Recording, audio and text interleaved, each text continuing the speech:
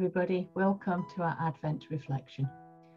Our reading today is Micah 5 verses 2 to 5a. But you, O Bethlehem of Ephrathah, who are one of the little clans of Judah, from you shall come forth for me one who is to rule in Israel, whose origin is from old, from ancient days.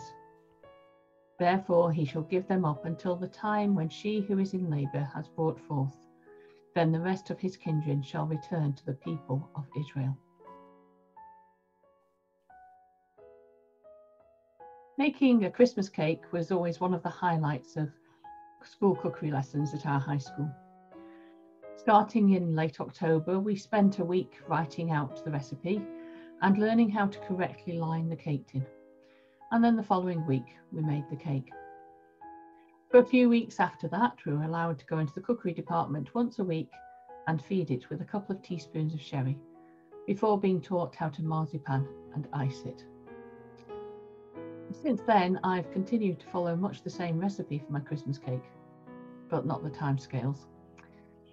There was much astonishment in the manse a few weeks ago when, for probably only about the third or fourth time since my school days, the Christmas cake was made before December began, and so is getting a few extra doses of sherry. Now, this advanced preparation isn't essential, but it does make for a better tasting cake. The question of whether the cake gets marzipaned and iced before Christmas Eve remains to be seen. The thing that amazes me most about the Christmas story and the birth of Jesus is just how long it was in the planning. Mary and Joseph must have wondered why God's son was to be born in such apparently chaotic circumstances, dictated by human authority. Yet centuries before, the prophet Micah had prophesied that the Messiah would be born in an insignificant town called Bethlehem. Even in these difficult times, we can cling on to that same hope that God's plan for us that sustained the Israelites for so many years.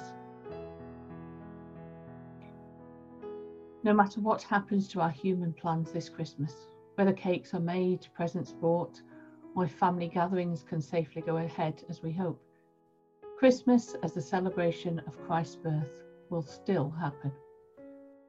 That first Christmas reminds us that God always has a plan, even if we can't see it, and the hopes and fears of all the years will always be met in him.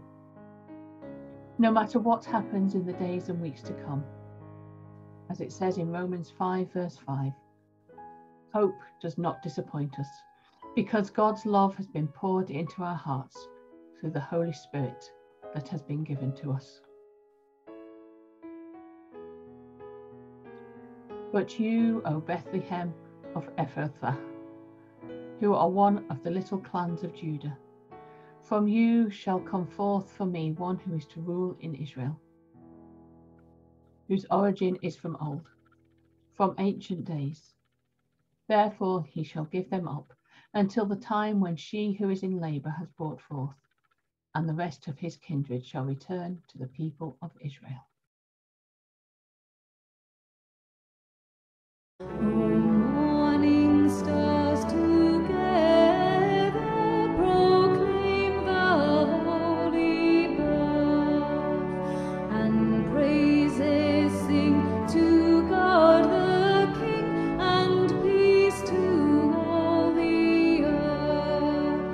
For Christ is born of Mary, and gathered all above.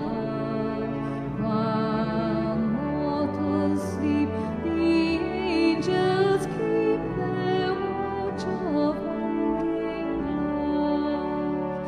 How silently the wondrous gift is given. So